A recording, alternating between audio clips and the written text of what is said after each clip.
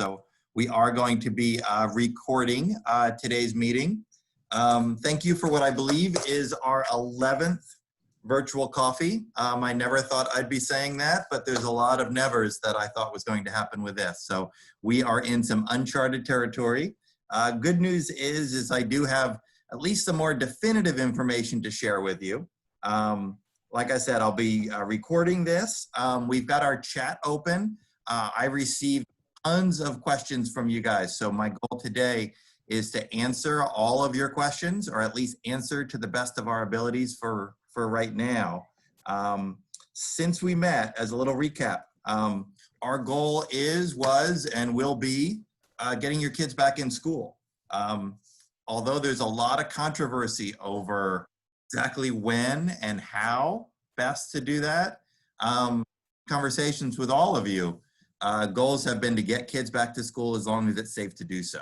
And so that has remained our goal. And as of last week, 7 short days ago, our plan to have all our kids back at school.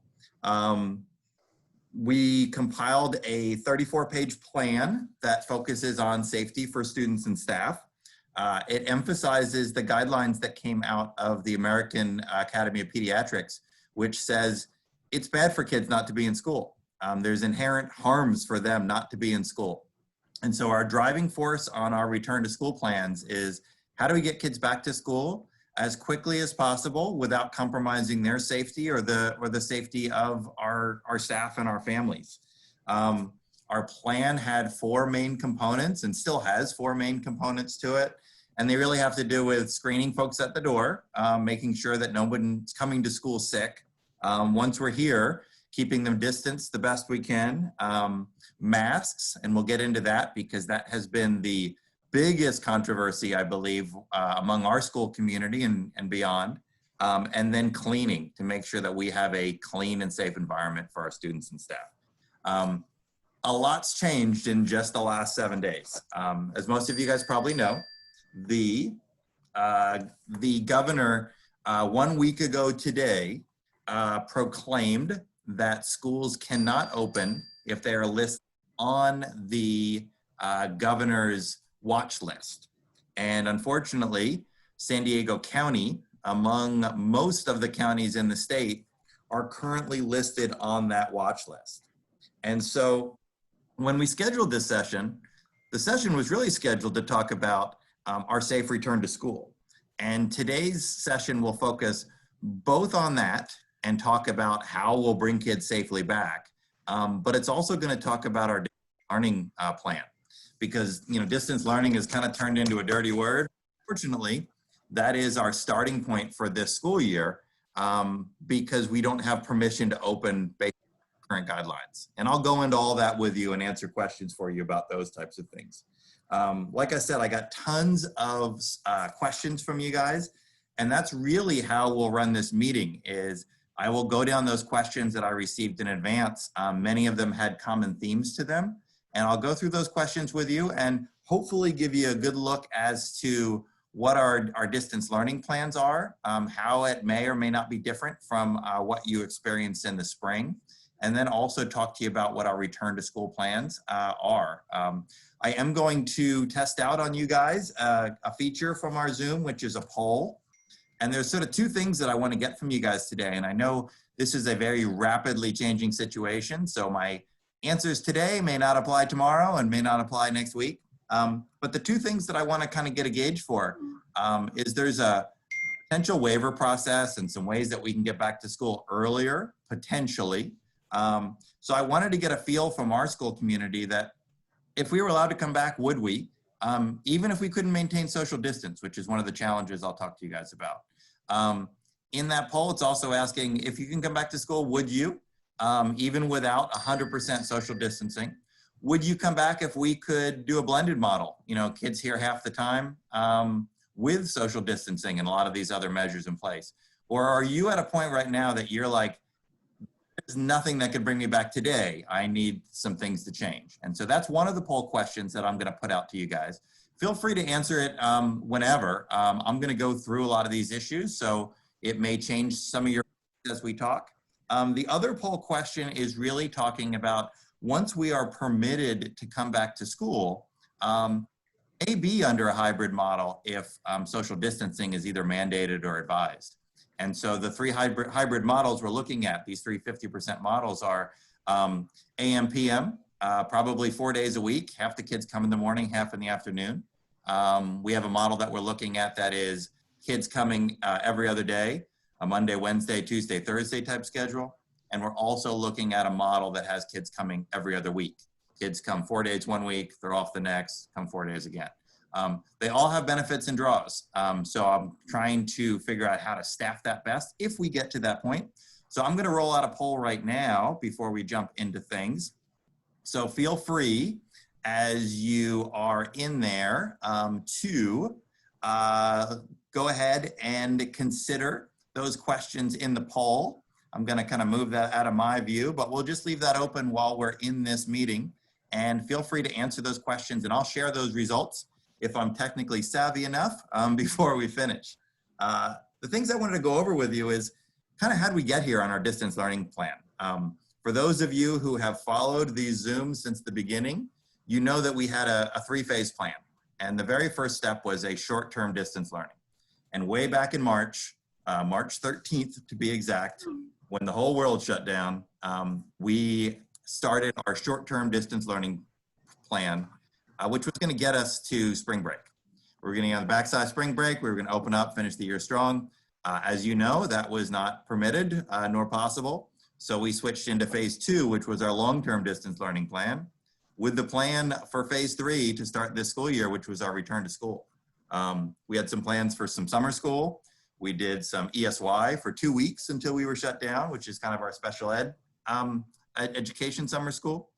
We had some summer library plans, which we're still gonna do a drive-through next week.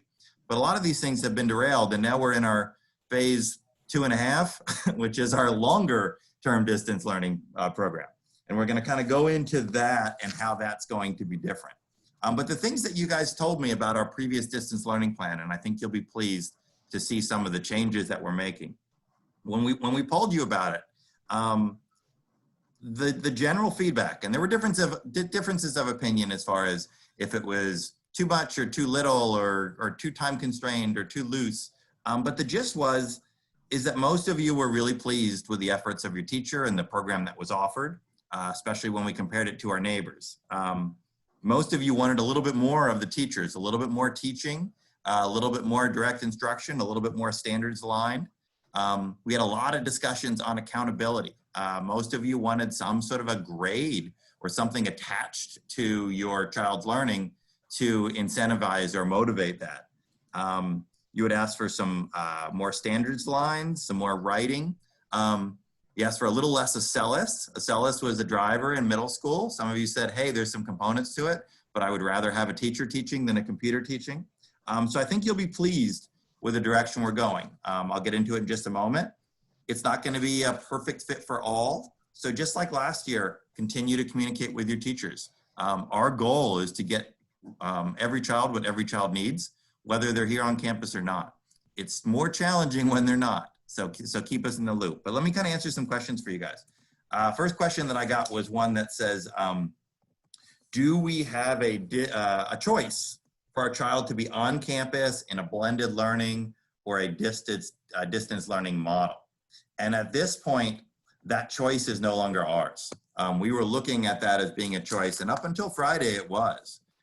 When the governor shut us down, he basically said, you now need approval. You need to get off the watch list. You need to be off the watch list for 14 days. You need approval from your local health department, and the local health department needs to build up its testing capacity. So right now, that is not an option for us. So when we talk about these return to school options, we're talking about it once we're permitted to do so.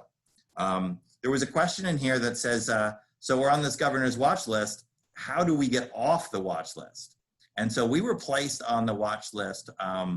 There are 6 different categories that can put a county onto the watch list. One of them has to do with your capacity to test the general population. A couple of them have to do with the percentage of positive cases, and about half of them have to do with hospital or ventilator capacity. In San Diego, we were placed on that watch list because of the number of cases. And the number of cases continue to rise. So it's not likely we're going to be removed from that watch list until the region starts to get a better hold or better control over the cases. I mentioned earlier that there is a waiver out there. So when the governor said, hey, everybody shut down, if you're on my watch list, you're shut down, there was a little footnote in there that says elementary schools can apply for waivers. And that got everybody really excited because a lot of us were already on track to try to bring kids back and had some safety steps to mitigate those concerns. Distancing, cleaning, masking, those types of things. But when the governor put that down, it was like, you just can't do it even if you put those things in place. And so we looked into the waiver, and what we've been told by our local health department is that they're not accepting waivers, nor have they granted waivers to anyone else. And so it seems like a premature announcement that waivers are a possibility, but it is something that we will continue to pursue. Because in our opinion, those waivers potentially can be granted in many different categories. Like I said earlier, we were having small groups of kids up until as early as last week that were coming to campus in a safe manner, that were being distanced, that were able to learn. And so when you start looking at bringing back at capacity, we're not permitted to bring a single child on no matter what circumstance we put in. So we are going to be looking for the options to do that. But that waiver process, at least in San Diego County, is not an option yet. We had a question that San Diego County is so large. Why are we being lumped in San Diego County if our infection rates aren't that high? And that was the initial question that I had to the health department is, can we get a more regional approach? San Diego County is bigger than some states. And so why are we kind of being put in this category? Over the last few weeks, however, when we start analyzing our numbers, our local numbers aren't any better than the county. I pulled the numbers this morning, and when we look at positivity rates, the county, since the 1st of July, their case rates went up about 60, almost 70%. Our 92027, which is where most of our folks are pulled from, our positivity rate rose about 90%, which means in the month of July, we almost doubled our cases. And so it's going to be difficult for us to make a regional argument until some of these things come back in check. Does it change our focus to wanting to get kids back in school? No, it doesn't. That still is our primary focus. What it will do is it'll change some of our mitigation efforts. You know, how do we, if there's a higher positivity rate out there, bring kids back safely? So that was a question about regional stuff. I had several questions, and they were very sensitive questions. Several questions that talked about how do teachers feel about coming back to school? Because if you've been following this fairly closely, they've kind of broken out risks into essentially 4 groups. They kind of look at the younger kids up till about 10 years old. Studies suggesting that they have relatively small risk of contracting or spreading the disease. So your elementary age kids generally are at quite minimal risk. There's a lot of debate right now between that, say, 10 to 20-year-old range. And some studies suggest that they're less likely to get it. And some are suggesting that they're equally likely to get and spread as adults are. You get into the adult range and you get all the way up to about 65 years old, and there's a high risk of contracting, but unless there's an underlying condition, a minimal risk of it turning into something serious. And then when you're older or with any of these conditions, it has very serious complications, including death. And so when we start looking at these types of risks in a school environment, we can weigh the students' risks in a certain way and then the adults in a little bit different. And so some of you were concerned about how are the adults perceiving that? And what I can say that's really encouraging is that our adults really want your kids back to school. First and foremost, they want them to be here. When we talk to them though, especially when these infection rates were rising, they had legitimate concerns. And so we talked with them about, here are the steps that we would take. Here are the distancing steps we would take. And while we were in the midst of that conversation, we were shut down. So we will move and kind of resume that rollback in a scenario in which infection rates are very likely to be lower. So our adults really do want to be back here. They want your kids back here. But we want to make sure that everybody's safe, or at least that we've mitigated the risks. This is sort of an odd argument to have, and I've had it with several groups that we've met with recently, in that we are typically in a school environment trying to eliminate risk and say, okay, we want it to be completely safe. This environment is one in which we're balancing risks. We're balancing the harm of kids not being here, and we're balancing the risks of bringing them back, both to our students and our staff. So like I said, the teachers are excited, but they are a little nervous, at least some. Is a blended learning model being considered to better accommodate that physical distancing? And so that was the thing I mentioned earlier, and that's the thing that's sitting in the poll for you, is yeah, we're looking at a blended learning model when we're permitted to open up again, because we are looking at the ability to bring kids back and keep them distanced at that 6 foot. The way our analysis of our campus works is generally, if you look at our kindergarten through 3rd grade classes, we can get our kids in those classes with very few exceptions at 6 foot or more. There's less kids in the room, the kids are smaller, and the room size are generally comparable. When we get our 4th grade class, we start to push out by a few kids, meaning that we have about a 5.5 foot distance, or we have all kids at 6, maybe a barrier in between. So when we get into those grades, you start saying, okay, is 5.5 kind of good enough? And then we get into our middle school, which we have larger classes, and we push out in some of those classes, 5 to 9 kids. And so you start saying, okay, do we need a blended model? Do we need additional barriers? Do we need additional staffing? How are we going to handle those types of things? And so the question that we look at is, if we're bringing folks back, and these are the options, the 3 options that we're looking at. Initially, we really liked the every other week model, which provided the most safety, in the sense that you aren't having different groups of kids coming through. You can do thorough cleanings at the end of the week, and kids will be home for a 10-day span, which is a course of action if they were to be exposed. When we started talking to families and teachers about that, they're like, yeah, I like the disease prevention side of it, but it's so inconsistent for a learning environment. That has tended to be the one that people say, hey, my kid out of school for 10 days, and you're gonna have to teach him what you taught him the 4 days before. And so we're really leaning on the 2 models right now that look at bringing kids in a couple days a week, or bringing them in 4 half days. The benefit of the 4 half days is you get a situation in which kids get to school just about every day of the week. The downside to it is that you're looking at a switchover in the middle of having to disinfect rooms to make sure that everybody's safe, but you're also looking at parents who, one of the big goals of getting kids back into school is so you guys can get back to work. It puts every parent either picking up or dropping off kids in the middle of the day.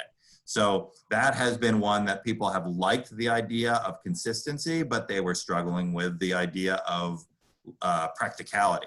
The 3rd model that we're looking at is an every other day, which you have kids here 2 full days a week, which you get some consistent daily experiences.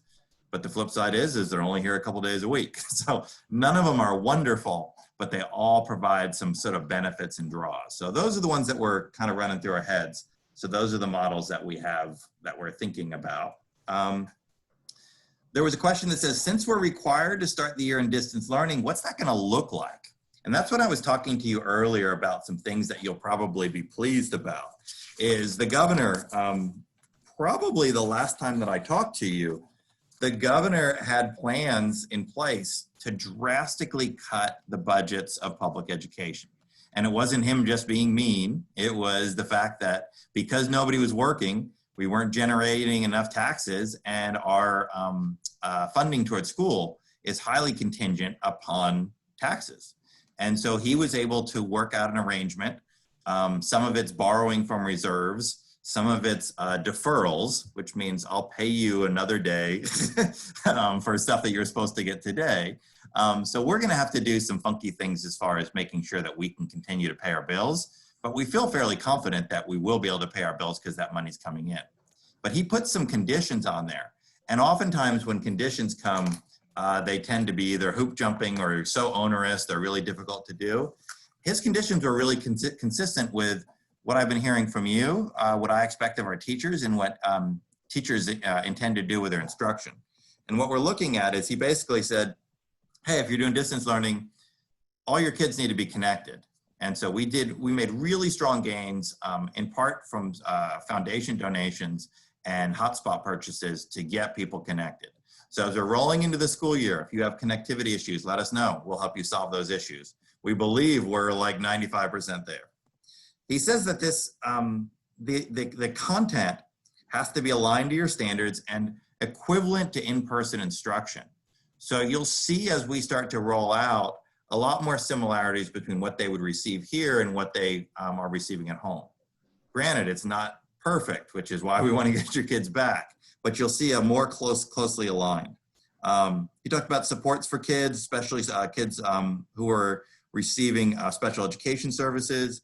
Talked about supports for kids who are English language learners. Those are really high on our priority, and we will continue to put our focus there.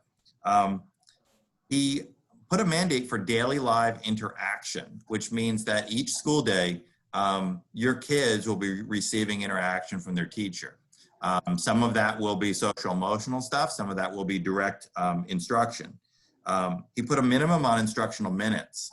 And so what he basically said, and they're a little bit more defined, but kindergartners need to be in school for 3 hours a day. What I mean by that is learning for 3 hours a day. And that's either getting something directly from their teacher or a content equivalent. So kindergartners should be working 3 hours a day. Our first grade through 8th grade is about 4 hours a day. So you'll see more structured schedules. You'll see things that are easier to understand what your kids are supposed to be doing. And you'll see a lot more of your child's teacher. So that was something that had come out from you guys. Also requires us to take daily attendance and to do grades. So you'll see a much more accountable system. Like I said, these were mandates that were tied to the budget. So you don't get your money to do that. But it is something that is very, very consistent with the discussions that we had with teachers prior to going on break and the meetings that we've had this summer.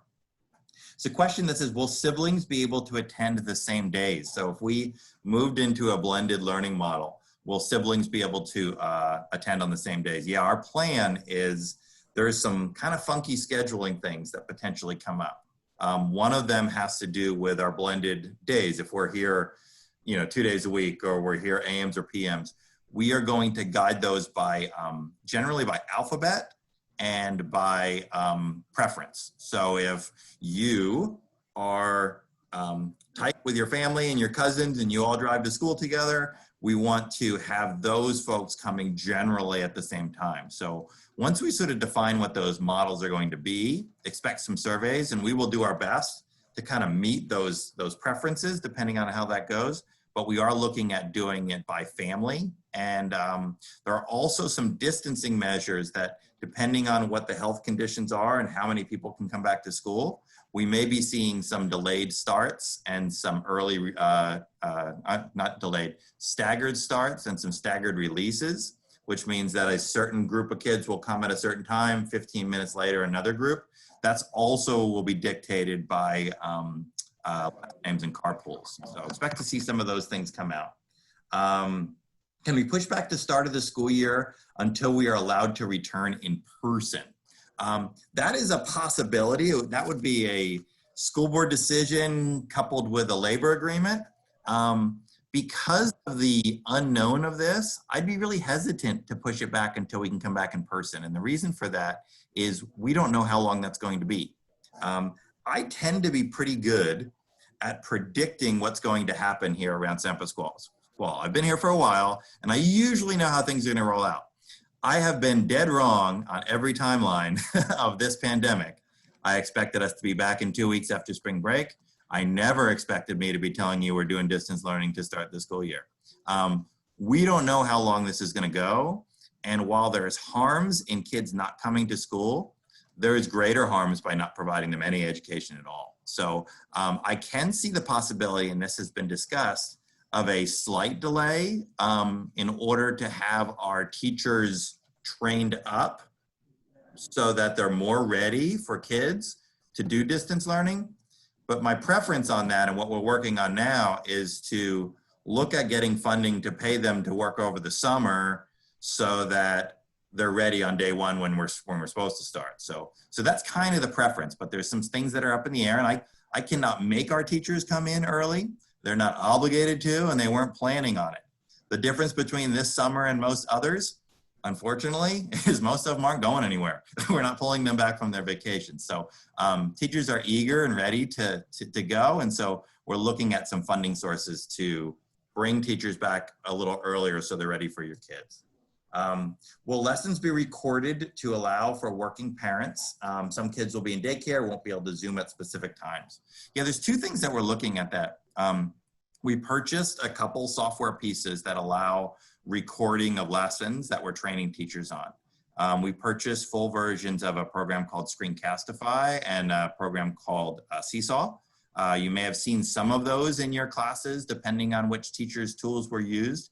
Both of them allow for the ability to have pre-recorded lessons so that folks can view them and access them later. We also purchased a software program called Nearpod, which works similar to that, and that you can have pre-recorded lessons in there. Our goal is to have students on a regular schedule for the school day, but our understanding is that's not going to work for everybody. And so the majority of students will receive that synchronous learning, at least at certain points during the school day, but there will be options for that asynchronous learning, that non-time specific. For parents that are really, hey, I can't do any of this stuff that you guys are doing on a schedule, let us know, because there's options similar to what we did with middle school last year. There's options in there for learning that the computer delivers the instruction, the computer assesses you on it, remediates you, advances you. Those things are all good. They're great for content. They're not super great for engagement.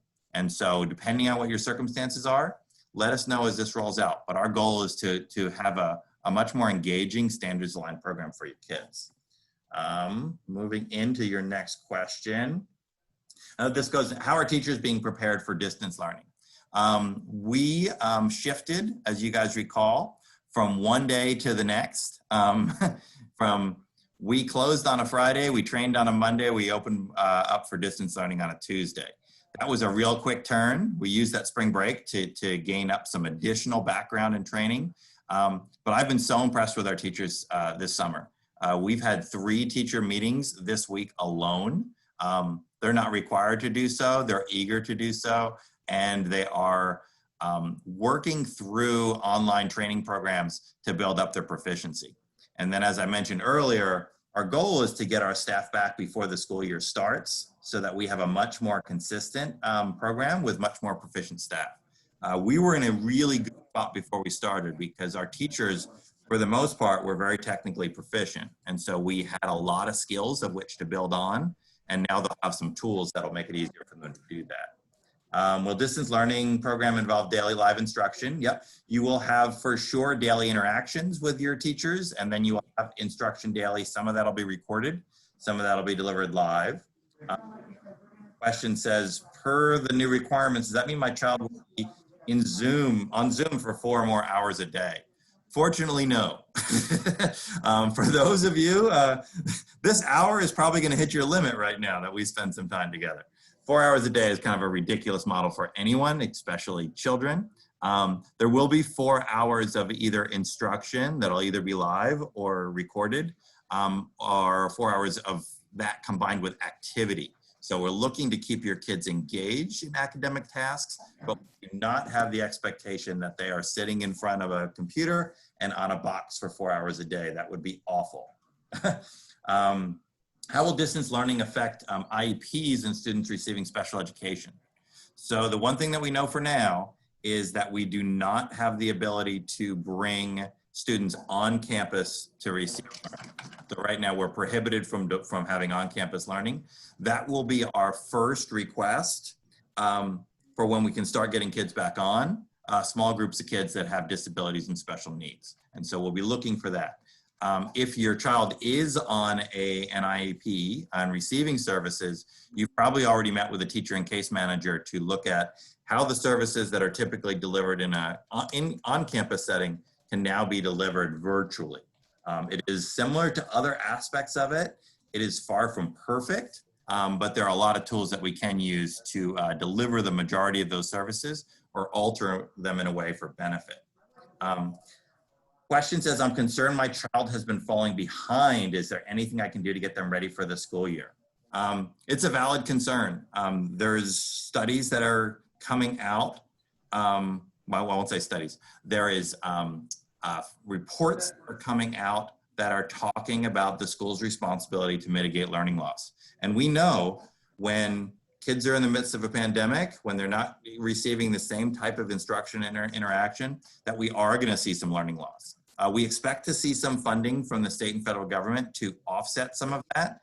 And we are going to look at programs to, we have programs, we're looking at delivering programs to determine where kids' instructional levels are and what they need. In the meantime, this question was kind of saying, what can I do now? There's a thing in Khan Academy for you guys who may have seen it. It's KAHN. There's a Khan Camp. It's a thing for 3rd through 8th graders, but there's a kind of a return to school thing in Khan Academy that talks about specific ready for each grade level. Wouldn't be a bad idea to delve into some of that kind of stuff. If you have a younger student, literacy and numeracy practice is great. Reading to them, having them read to you, having them do basic math skills. Is there a school supply list for the 2021 school year? This is one of the really good pieces of news for you. We will be adapting our school supply list and cutting it way, way down. No longer will we be asking you to bring in tissues and all sorts of stuff for the classroom. So expect to see a school supply list posted on August 3rd. And it'll be a streamlined list of what are the things that the teachers are expecting kids to have in front of them so that they can be successful. We're also looking at scheduling some time at the beginning of the school year for families to come through in sort of a drive-through form to pick up workbooks and packets, manipulatives, things that need to be successful in their learning. So expect to see that in that very first week of school. And in that drive-through, we'll kind of give you some additional instructions on how we're going to do our back to school nights and kind of get you connected to your teachers. Can distance assignments be provided in a more unified approach for families with more than one kid? So yeah, we had some concerns with folks that say, hey, I have a kindergartner, I have a 3rd grader, I have a 5th grader. I love all the programs they're doing, but they're very different. It's hard for me to keep track. So one of the things that we're doing when we work with our teachers is to try to get some sort of a unified schedule. At least one that our primary teachers are on a schedule, our elementary and our middle. So we're trying to get some unified schedules with some shared breaks and shared access points. When we designed our distance learning program, because we were going from, like I said, one day at school and one day to virtual, the design was intentionally to have teachers work towards their strengths, meaning they are, their team is going to take the resources that they do best and create the program that will work best. And so what you saw that is you saw a bang up kindergarten program, a bang up 1st grade program, a bang up 2nd grade program. But if you had a 1st and 2nd grader, one might go through Google Classroom and one might go through a website and one might go through HyperDoc. We're looking to move all our teachers into Google Classroom so that there's a one hub for you to go into. Each teacher would own each one, but at least you'd know where your starting point and you'd know what your plan of action is, at least for the week, if not for longer. So that's kind of what we're looking at as far as that goes. I do see some things coming in the chat. Pamela Hansen is monitoring the chat for me. So if you send anything that comes in, maybe as a private message, if you're okay with Pamela seeing that, she's kind of collating some of those questions for me so that I can answer them, folks. So any private ones, if you could send to Pamela Hansen, would be great. How are the teachers going to bond with new students while distance learning? That was our question that we had when we met with our school leadership team, especially from our kindergartners. Our kindergarten teachers are like, this is a new kid that doesn't know me, doesn't know the technology, doesn't know the procedure, and it's a legitimate concern. And so we're working on some schedules to have teachers meet their kids and parents meet their teachers in person through a drive-through model. It's not ideal, but what it does is it meets the government regulations that we're not having people on campus. It meets the government regulations of preventing gatherings, and it at least gives a face-to-face, this is the person that is your teacher.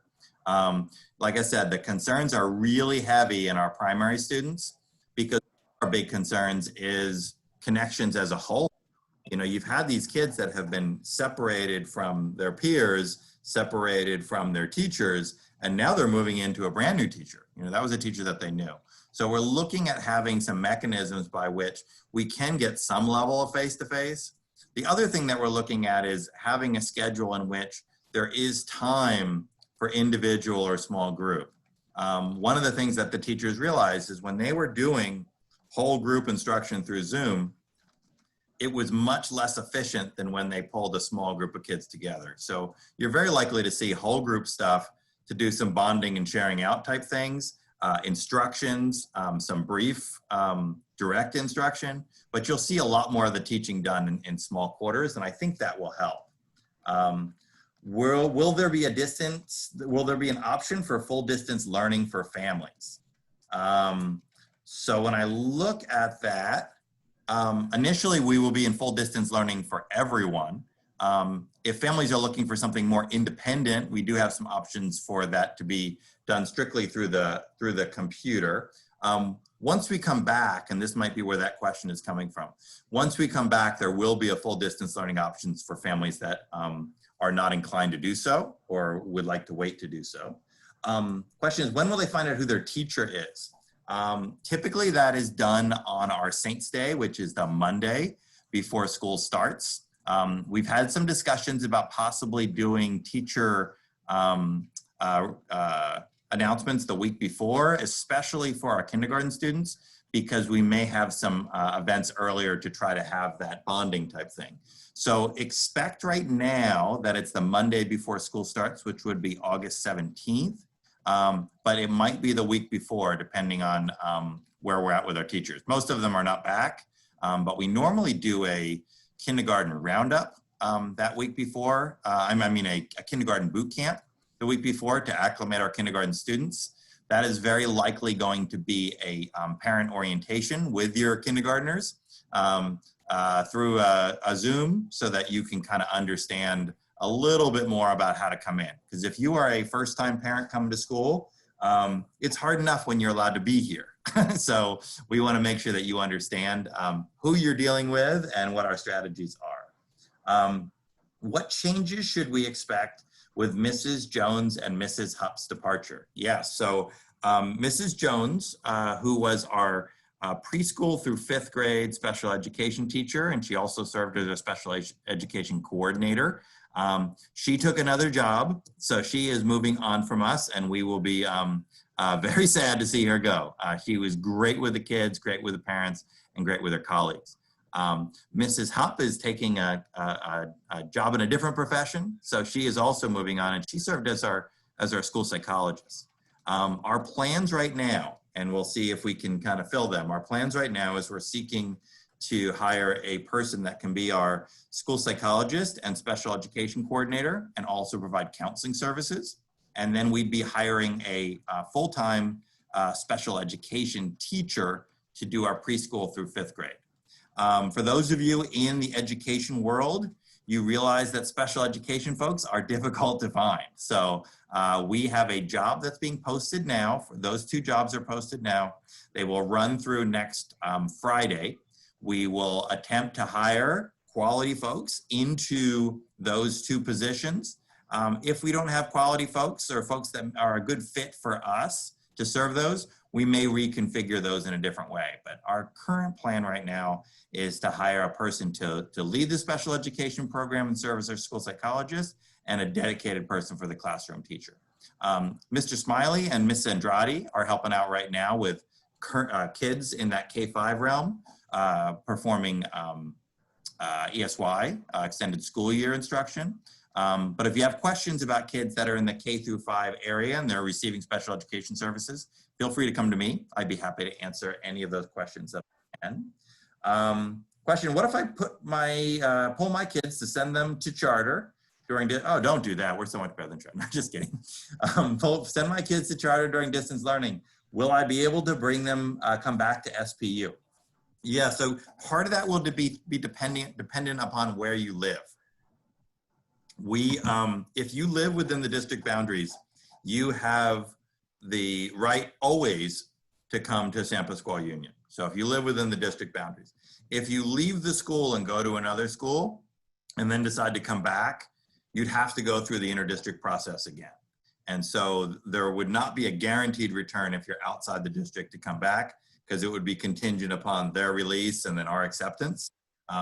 We tend to be very open to bringing back our returning.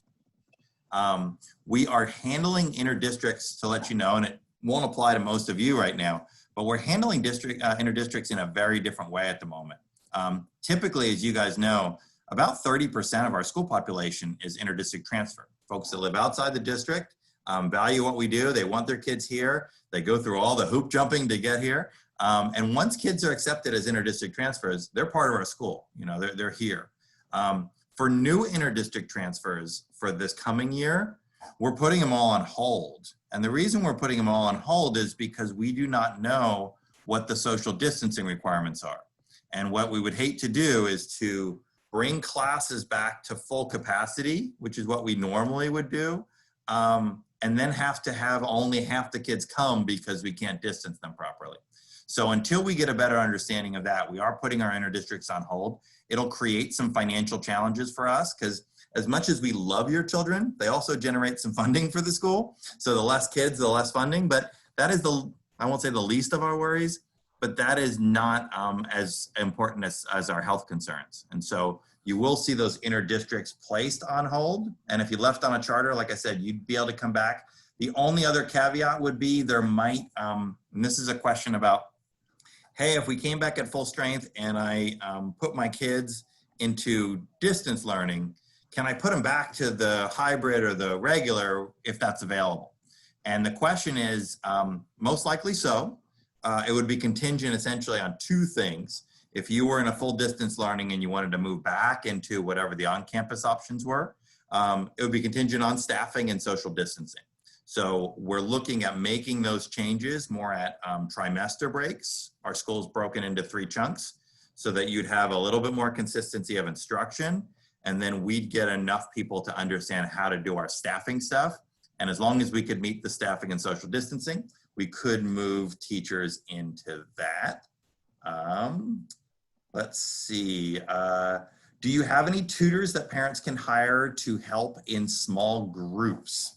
I would say right at the moment, no, but during the school year, we do expect to see some options in those areas, not necessarily for hire, but for option. And what I mean by that is that we are, when we start the school year, we are honoring the employment contracts of all the people who work for us. So obviously all of our teachers are going to be teaching, but if we had some folks that were working in a classified capacity, for instance, if they were working in the health office or they were working as a playground supervisor, some of those jobs aren't going to have the same kind of capacity or rigor. But we do know we're going to need some instructional needs. And so we're looking at repurposing some of our classified staff to either facilitate home to school communications, facilitate the distribution of materials, and to provide supplemental or additional instruction. And so while we don't have tutors to hire out, we do expect when the school year starts to have some additional folks that can help in that area. What's the plan once we reopen if a student or teacher tests positive? Yeah, that's a big topic of discussion. I'll give you kind of the short version of it. There's a whole lot of ifs and buts and exposure type things. Typically, we will be screening everyone who comes to school. So whether you're a kid or whether you're a staff member, you get screened on the way into school. There's some questions that are being asked, health questions, exposure questions, and then a temperature check. So kids won't be permitted on school transportation or on campus without that screening process. If when they're at school, or if they don't pass that screening process, they're home. Kids or adults with a fever are out a minimum of 72 hours. If they have COVID or if they've tested positive or they're suspected to have COVID, they're typically out for at least 14 days. And there's some different timelines about symptomatic and some possibilities of getting some additional tests. Those requirements seem to change every week or so, but that's the gist, and that's kind of what I would expect. There's a lot of talk about what does it do to the school as a whole? Does it shut the school down? And so one of our plans on mitigation is when kids come back, we keep them in cohort groups, and it's fairly easy for elementary. Kindergarten class generally stays with the kindergarten class. In a normal environment, there's some mixing up, but in this environment, we keep the kindergarten class together, the first grade class together, those individual classes together. And when they break in areas that we keep them separated from others. And so part of that is to reduce their exposure to many kids. And part of that is designed to, if we did have a positive test, we may not need to shut the whole school down. We may be able to have a cohort that's not able to come to school and must distance learn. Gets really tricky. The CDC's current guidance on it is the recommendations for exposure and quarantine. So say if in this situation, if we had somebody, a student or a teacher, within that classroom, they're saying that the recommendations for quarantine would be if you are in close proximity for an extended period of time, which is defined as less than 6 feet without proper facial coverings for 15 minutes or more. So a kid that shows up for school and does this sort of pass by, that is not necessarily a reason to shut the whole show down, as opposed to somebody who spent extended time with somebody not really following the directions on their mask stuff. So that's kind of what we're looking at as far as that shutdown. But quite honestly, if we had an exposure here, once we address the immediate need, which would be to make sure they're wearing a facial covering, make sure they're distanced, and get them off campus, our next call is the health department and making sure that they give us the guidance on what to do. So that's sort of the general answer of that. Let's see, we had a question about my child's is interdistrict for TK, but siblings already going to 3rd grade. Does my TK have to be on hold even though sibling is already going to school? We are looking, depends on where they are in the process. The answer is possibly so. Reach out to me directly so we can kind of look at where you are in that process. I don't know if that's, if you were already accepted or not. We had some folks that were earlier. So reach out to me directly, I'll answer that for you.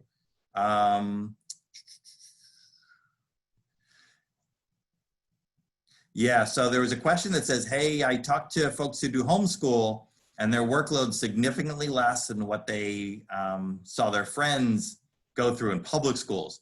Are we adjusting our programs? So I would say, yes, there is an adjustment with a higher expectation for the work that they do. So depending on what homeschool programs are, there's a number of them that some of them are homeschool programs where the teacher is the parent. So here's all the materials. Go ahead and do it. This is your homeschool program. We'll give you assessments periodically, but you know, you're now the teacher. We've talked to most of you and you don't like that model. You would rather the teacher be the teacher and you help out when you can. So that's kind of the driver for us, is that we are definitely going to rely on your assistance, but we are not expecting you to be the teacher. But there is a shift. SB 38 did put standards for time worked per day. So there is a shift from for public schools from what some of the private school expectations would be. Who can parents contact to discuss special education questions? Contact me and I will either answer your questions or direct you in the right direction. Will the school hire additional staff to assist with temperature checks, etc.? Yeah, our initial plans essentially have our office being closed in the mornings and our office staff handling all that. We will likely end up hiring additional people. We've already hired additional people to address custodial and sanitation. So we have somebody hired that their job is to make sure that every classroom gets sanitized every day on top of all the normal cleaning procedures that we do. That also ties into a question about, can we have, are we gonna have parents or volunteers? And we pride ourselves and love our parents and volunteers. And I can't believe I'm saying this out loud, but we are not encouraging, at least when we first open up, our parents and our volunteers on campus for health reasons. We will be looking though to solicit for what we're calling essential volunteers. And what essential volunteers will be is we'll put them through the same training, the same safety training that we put our staff through. They will be monitored and checked on the way into campus the same way our staff is. And what their roles would be is they would help us with the temperature checks, having kids keep distance between the gate and their classroom, playgrounds and that kind of stuff, especially before school are not open. Kids would come and go directly to their rooms, and then they would assist us during break times. One of our schedules, when you kind of look at the that 2-day-a-week schedule, one of those options is having it as a modified day with kids being released around 1 o'clock and going home and doing their lunch. Because the biggest challenge that we have right now is social distancing during breaks. We can put them off in quadrants. We can keep them, idealistically, we can keep them in certain areas of the playground. But the idea of you putting kids out on the playground and not having them walk within 6 feet of one another is not a very realistic scenario. And so we are looking at some potential options in which we have kids go home for break. The folks who receive free and reduced lunch gets those lunches for break. And the students would lose an instructional hour that day, but the lunch would be home, and then we do something virtually. So that is a challenge there, but yeah, we would be looking for some essential volunteers to help with the checks and the distancing. How soon will we get to back on campus learning when we are given the green light from the governor's possibility of school resuming in person and then being back to distance learning, concerned about the possibility of multiple transitions from in-person to online? You are not the only one with that concern. The short answer is the governor basically said that you have to be 14 days off the monitoring list before you're permitted to reopen school. There's been some additional talk that I have not seen in writing that has to stay off the monitoring list for an additional 3 weeks. I haven't seen that, but in his writing, it was basically you got to be off for 14 days. The biggest challenge that I foresee, at least in the short term, is that one of the conditions by which schools need to meet in order to reopen is a testing condition of its staff.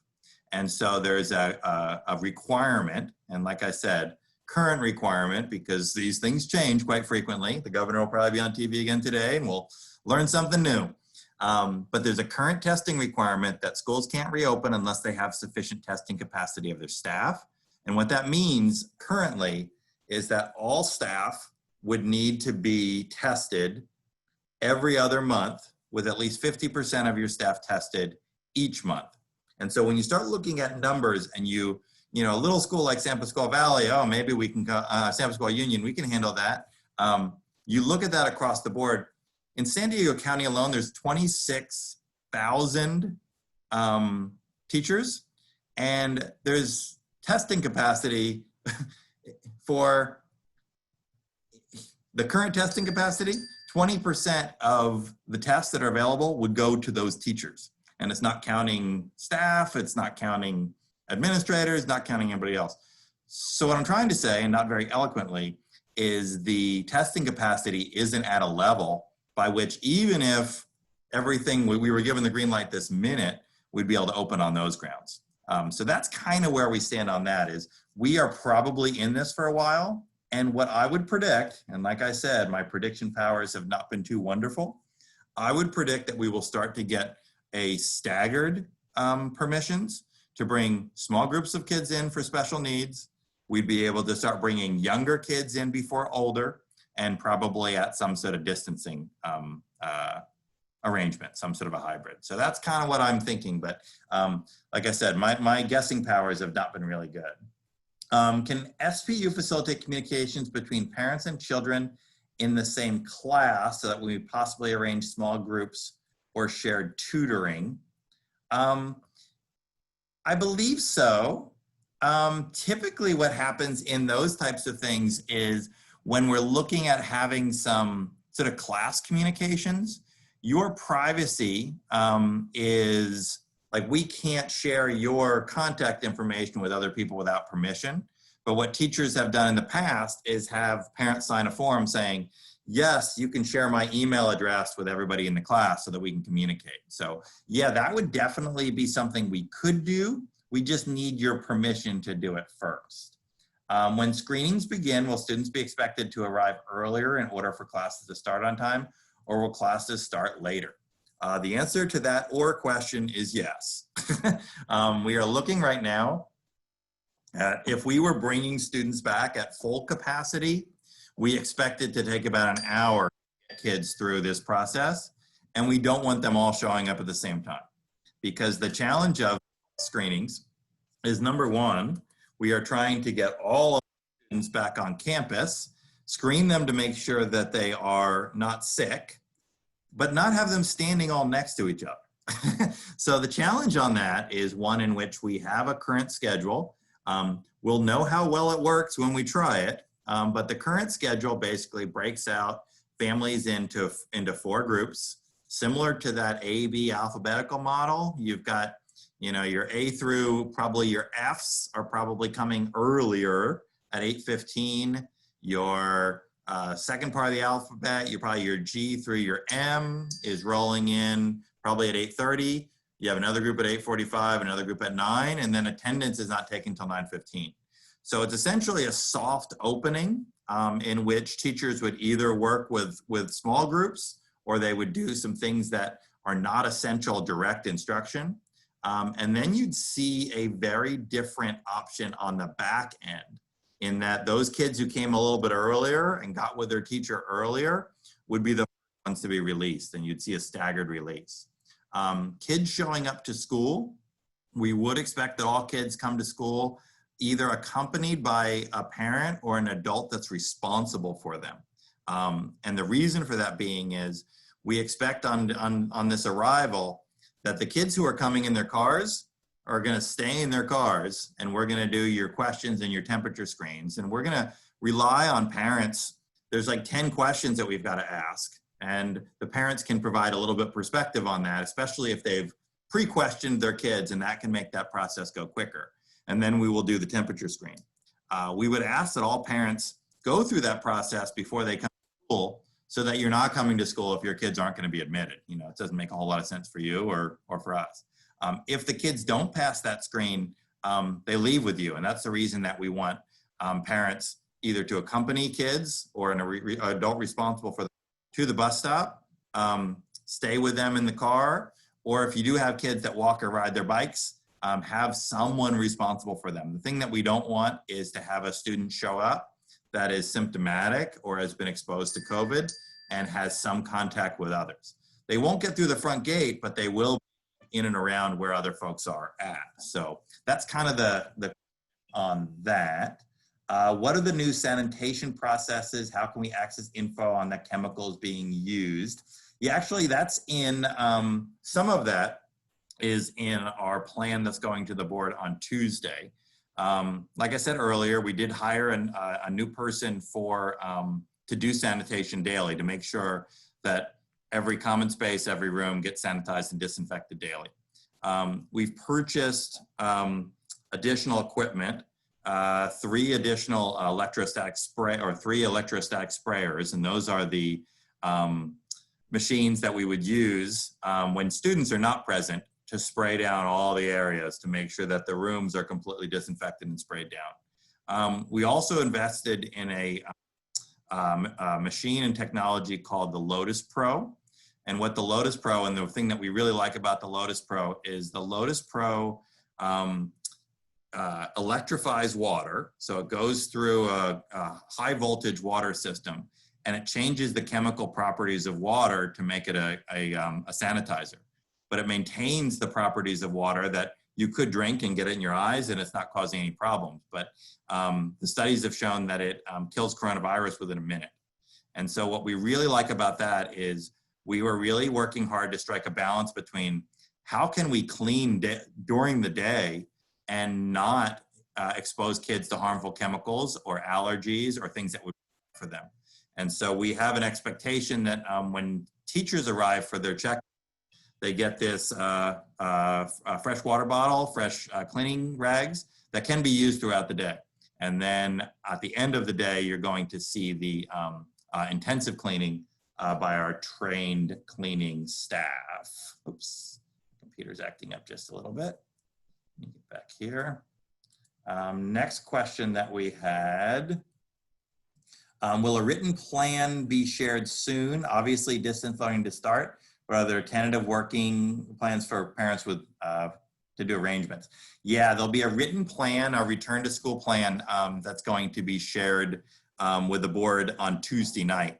The majority of that plan focuses on health and safety. Reason being is for the last month, we went from planning to how can we safely bring our kids back to school to a week ago today saying you can't, you're going to be in distance learning, and that was our gear shift. We had lots of discussions on if we got to that, how it could work, but from how do we get kids on, how do we stagger them, how do we temperature check them, how do we mask them, how do we this, how do we that, to we can't do that, so how do we provide the best distance learning program we can? So expect to see those health and safety things, although they are going to stagger in application, ahead of the specifics on the distance learning, because that distance learning plan is going to be a function of both what we lay out as a district and then what we work with our teachers to do. So like I said, you'll see the safety plan out sooner than the actual distance learning plan. And I expect, because I know parents will need to plan depending on models, I expect that'll be delayed until we know what we're looking at. My hope, and this isn't a hope that we stay out longer, but my hope is that when we are allowed to return to school, health conditions will permit all kids to come back. This hybrid model, it's better than being home, but it's not the same as being here. And so our goal will be to continue to get everybody to come back to school. So we're gonna probably not lay out what the hybrid program is until we know we need it.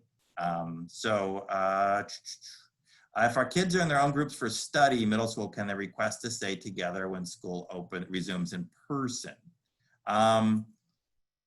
Probably so, yes. Let us know. We will send out a survey to say what it's looking like. We have certain, depending on, we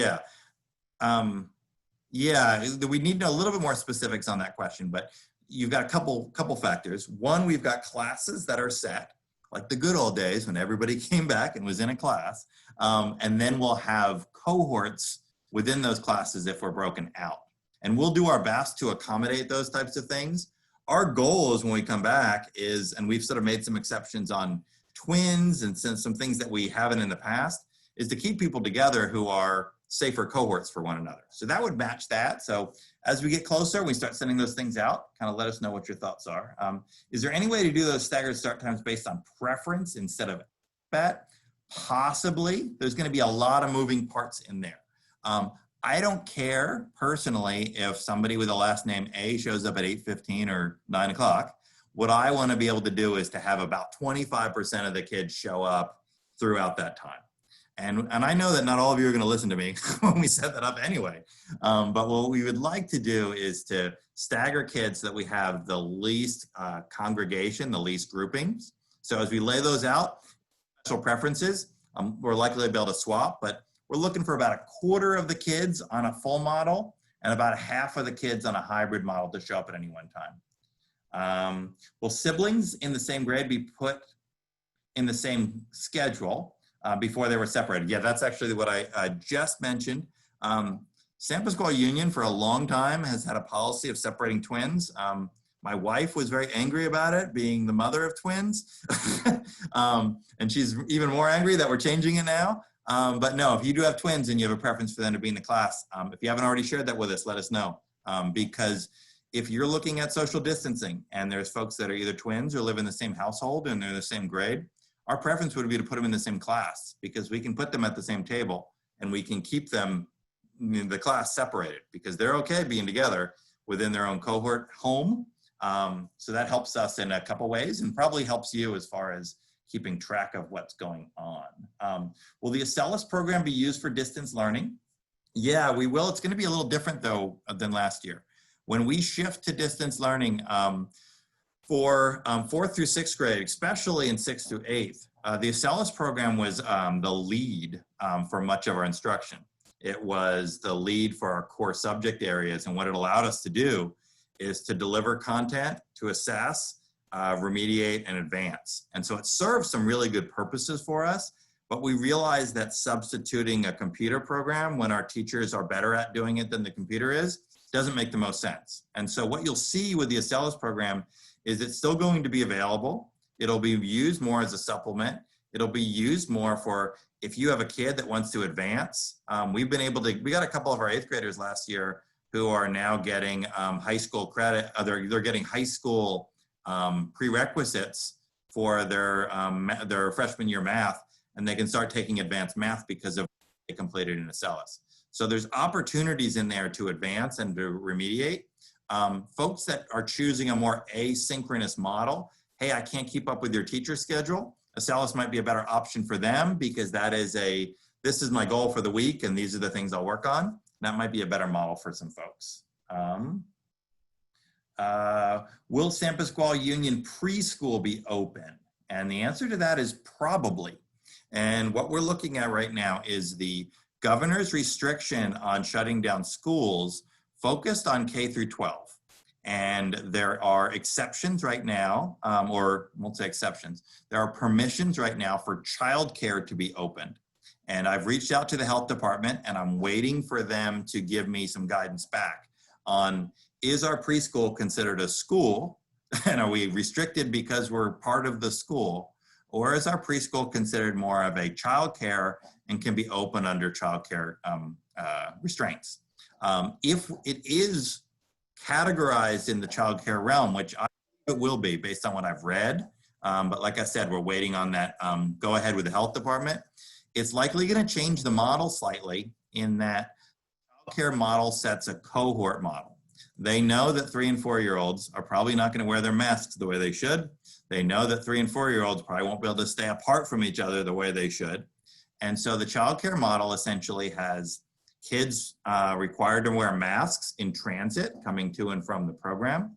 They get their temperature checks and their health screens, and then they stay in a cohort of no more than 12 kids and one adult. And so you have this arrangement where you limit the number of adults and kids that interact, and through that cohort model, look to keep them safe. And so that's likely the model that we'll see for our preschool program, but we still need to get some permission from the state, from the local health officials to do that. Will San Pasquale Union Kids Club be open? That one's a possibly. Right now, what we're doing is looking at what the restrictions are for childcare and the need for childcare. So typically that program is staffed, as for those of you who attend, is staffed to coincide with school days and is a before and after school program. It doesn't provide any kind of childcare during the school day.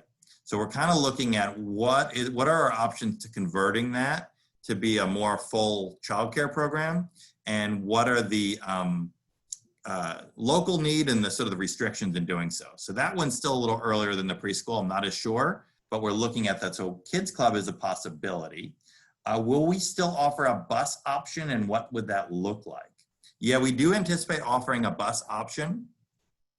We will be encouraging families that have the ability to get to school in different ways to do so. So we're looking at trying to limit the number of folks on the bus. Those folks would be screened prior to getting on the bus.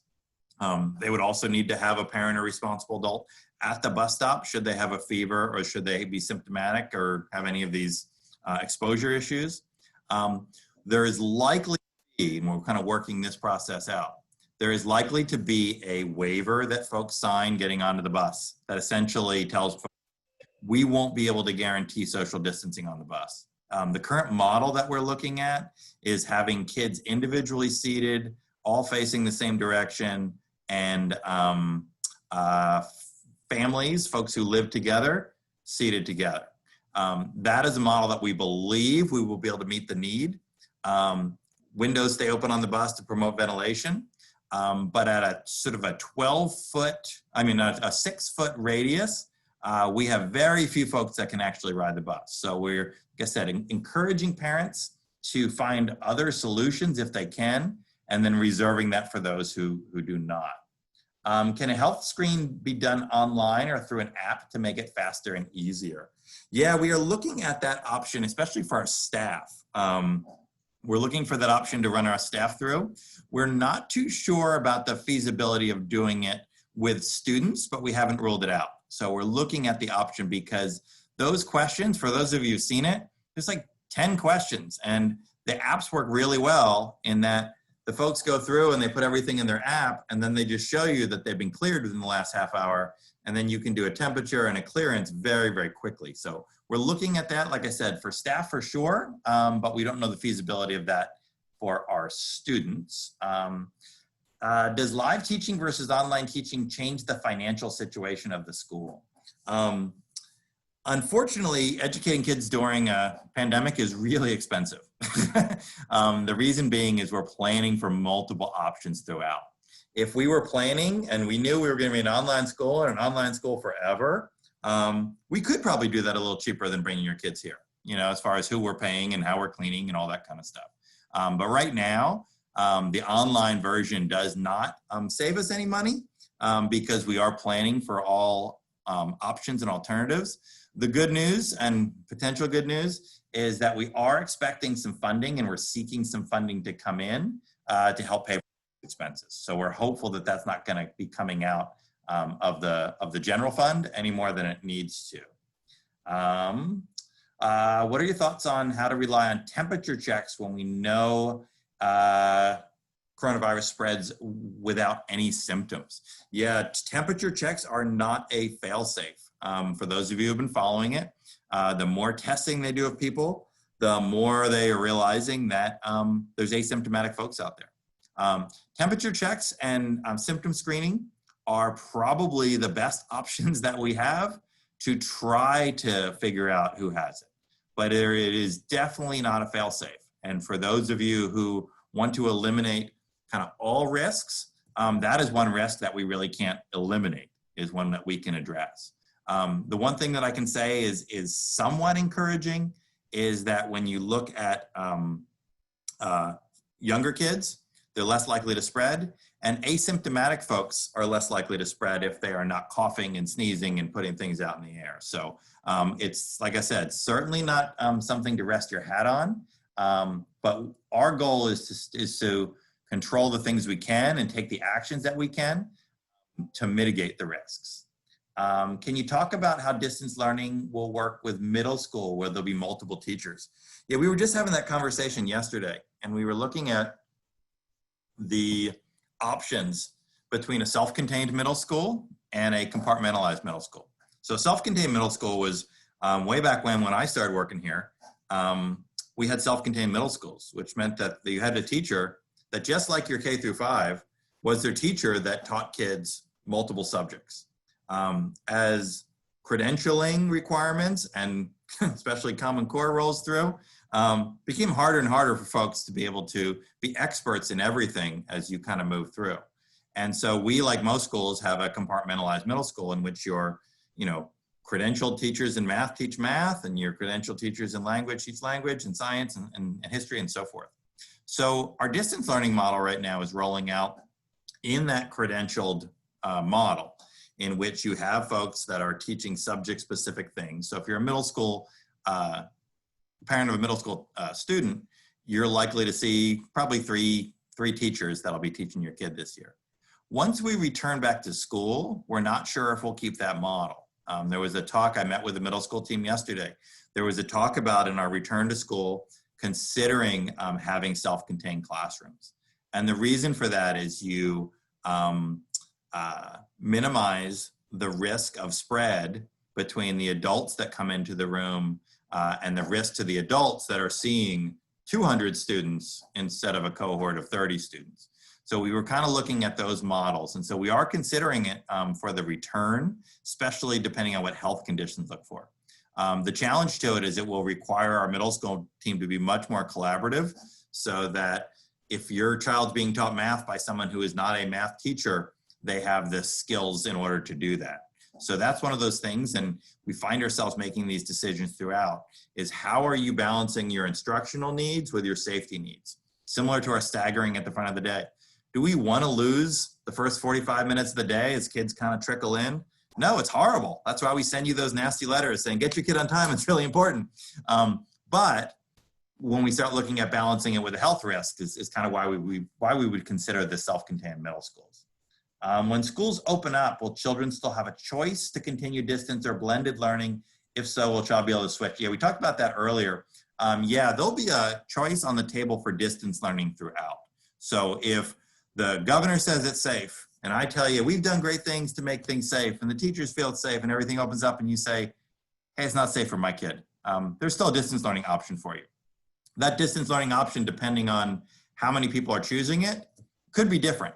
If we are coming back to school and 95% of our people here and 5 are on distance learning, you'll probably have a teacher who spans multiple grade levels and not one that's a teacher directly to you.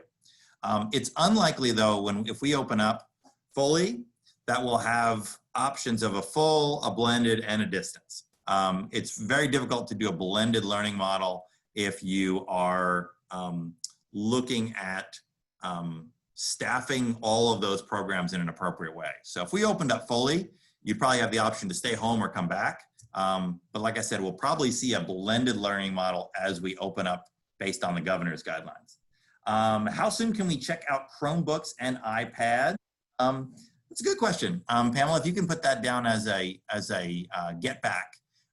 Many people kept them over the summer. So those who have it have kept them over the summer. My guess is it's going to be the week before school starts.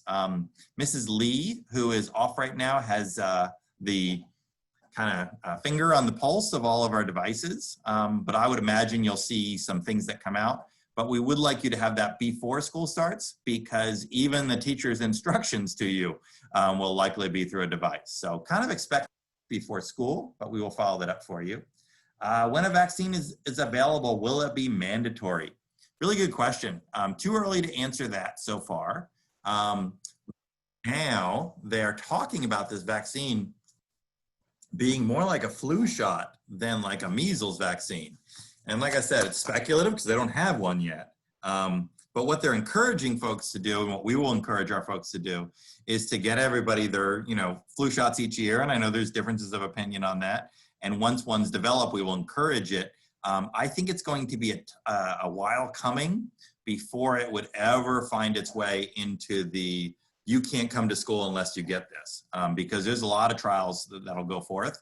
But again, we're in uncharted territory, so you may see some different things there. But yeah, certainly not sure if and when it will be mandatory. Will children be able to wear face shields instead of masks when we return to school? Good question.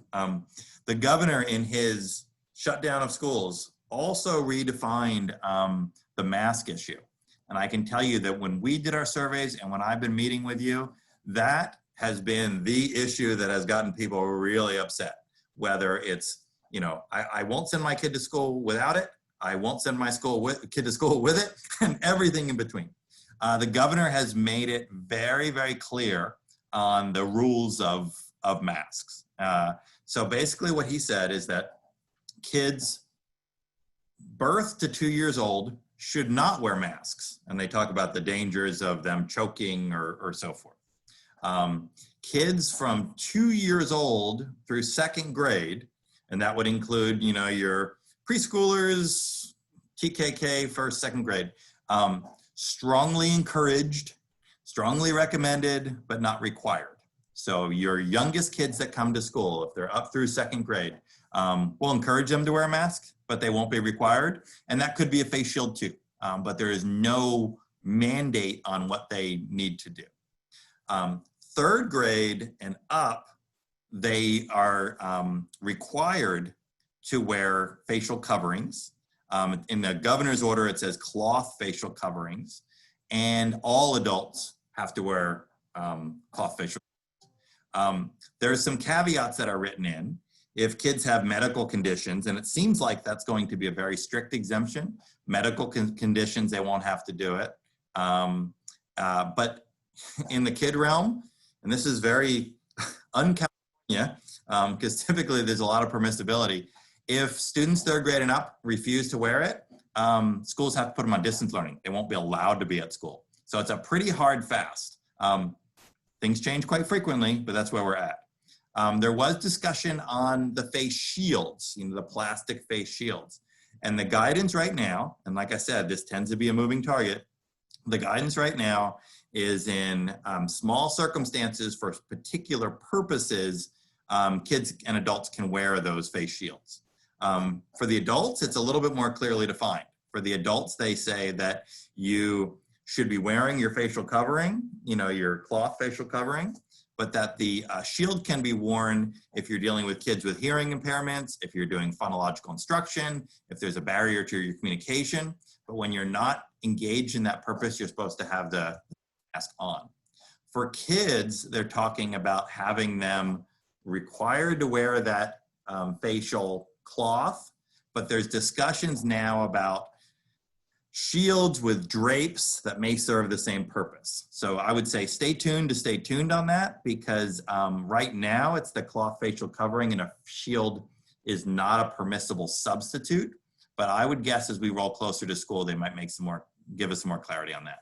So hopefully that helps you. Will students have options to be outside, outdoor classrooms, etc.? Yeah, that's something that we are really encouraging, but where we've fallen on a challenge is having that be their classroom. Because you guys know, if you've attended our school in the past or live anywhere close to here, it's really hot when kids come back. We're looking at probably triple digits, and then we do get some summer rain and that kind of stuff. And so what we're looking at is investments in outdoor furniture and shade coverings so that there's more options for kids to go outside. But we're hesitant to create a class that is by default outside because of the heat and the elements. And so we're looking at those as being options. We're looking at those as being distancers, meaning if we can get a class, say for instance, a class can fit 20 kids distanced at 6 feet, but the class holds 23 kids, can we have a table that sits outside so that you have the option to have some kids outside and everybody gets distance? So we're looking at some options to do that because it serves two purposes. It serves the purpose of both distancing kids, and it serves the purpose of increased ventilation. So both of those are good. So we're looking at those things. There were some talks also about having classes in the barn, because the barn, and we measured it, you can fit 136 children 6 feet apart. It is not an ideal classroom environment. We did some testing there a few years ago, and it wasn't ideal just for that limited purpose. But where we do see the barn as being an option is if we do have outdoor classrooms and we need some place for them to go, that could be an option for those times when it's hot or wet. So the barn has some potential there. Talk about, will health screenings be required? And how can I ensure that other parents keep, I'll say this nicer, their ill children home and don't send them with a fever? I can't ensure it, but part of our policy and part of our questionings is going to be, have you given your kid any masking agents for a fever? My hope and my belief is that collectively, we're all in this together. And we understand that if our kid is sick, I'm not gonna send them to school. And it may create inconvenience for you. It may create some additional hardship when you've had more hardships than you deserve. But I think collectively we can agree that if your kid's sick, they need to be home. And so that is going to be our encouragement to folks. Doesn't mean that people will not do it. Unfortunately, if they do, it does expose others to health risks. But with the way the screening process works, there's not a real clear way around that. Other question, we just got into, oops, turn that off. I think we're getting down the home stretch. I know we've been going for a while. We talked about physical distancing already. There's a question about how many kids are in each class. So folks are looking at how big are our classrooms. Our TK through third grade classes, they're usually about 20. Sometimes they max out around 24 kids. So if you were to distance them, you're getting them down to about 10 to 12 kids. When we looked at our models, we can fit about 22 kids per class at a social distance. Once we start getting higher than that, then we start getting kids that are within that 6-foot distance, which we would consider some barriers. Our middle school classes, actually 4th through 8th, tend to be larger. Those classes tend to be around 28. Some of them can get as high as 32 kids. And we can't, in our 4th grade and our 6th through 8, take the current number of kids and get them 6 feet apart. So we start looking at, do we put them outside? Do we put barriers in? Do we do hybrid models? And a lot of that will depend on what the health conditions are when we get to that, we're allowed to make that decision. We talked about busing already and cleaning and sanitation and what happens when they get sick. And let me see, I think, shockingly, I may have got to all your questions. Is there anyone who has a question that they have not asked? Let me give you the survey results right now, because I know a lot of you guys had put in your survey stuff. So our first question was, when permitted, I would prefer my child be educated as follows. And so when we look at most of you, even under current circumstances, want your kids back at school and would want it today if we could. 43% of you on this call say, hey, even if we couldn't get 6-foot distancing, I still want kids in the door. Almost the same amount, 39%, said, hey, I'd be okay with the blended model. Get kids there half time, as long as we can kind of get them back to school and keep them distanced. So what's really encouraging about that is about 80% of you are kind of on the same boat that, hey, let's get our kids back to school, but let's do it as safely as we can. About 17% said, hey, right now it's just not safe for me to do. So we're kind of about 80% in some form on campus. About 20% would prefer the virtual model under current circumstances. And then when we look at this question, which is if a blended model were implemented, what would you prefer? And so almost half of you would prefer the 4 half days per week. 34%, about a third, prefers the full. And the 20%, 1/5 of you would look at the every other week. So similar to my conversations, everybody has lots of different opinions on how best we do this. But we'll weigh them largely in context of what our health issues and our instructional goals are. One of the reasons why we struggle with these models is because none of them are perfect. And so one of the reasons that I really appreciate the questions that you've given and the input that we've got, we've had over the last week, we've met with our teachers union, we've met with our teachers leaders, we've met with our entire staff, we met with parent leaders on a back to school task force. I'll be meeting later today with the superintendent group. I met with folks from the state and folks from the health department. And on Tuesday, we'll be meeting with the board. And the goal in all this is to have people kind of understand where we are. But one of the benefits of being San Pasqual is we're a small 1-school district. And as long as we're permitted to do so, we can make the decisions that are best for us. So, I really appreciate you guys being willing to ask questions, provide input, and take your time to be part of the process.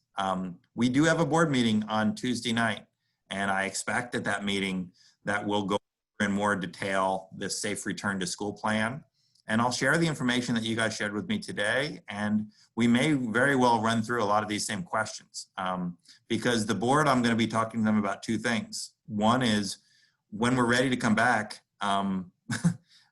what conditions are we going to do that under? And what is our distance learning program? What direction do they want to set for the distance learning program moving forward? So I really appreciate your time today.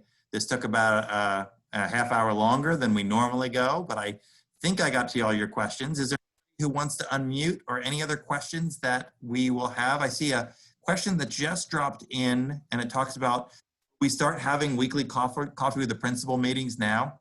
Yeah, I believe we will. We put it on hold for I think we had about 4 weeks ago, because I realized that if I got on here and told you I don't know anything for 3 weeks in a row, it would probably erode some of your trust. But now we know a little something. And so we're moving forward and making some meaningful decisions. So things are moving very quick. So expect to see some more. So yeah, plan on having another one. I haven't looked at my schedule, but plan on about this time next week, we'll get another one going. And then if you have questions in the meantime, I'll do my best to answer them in real time, or collect them here for the end of the week, and we can go through them together. So thank you guys very much. If you do, I don't see any more questions, so I think I will sign us out. Reach out to me on some individual questions, and I look forward to seeing you guys again next week. And the board meeting will be Zoomed.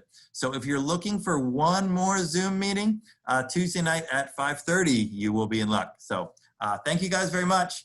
It is great to see you, and we'll see you soon. Bye.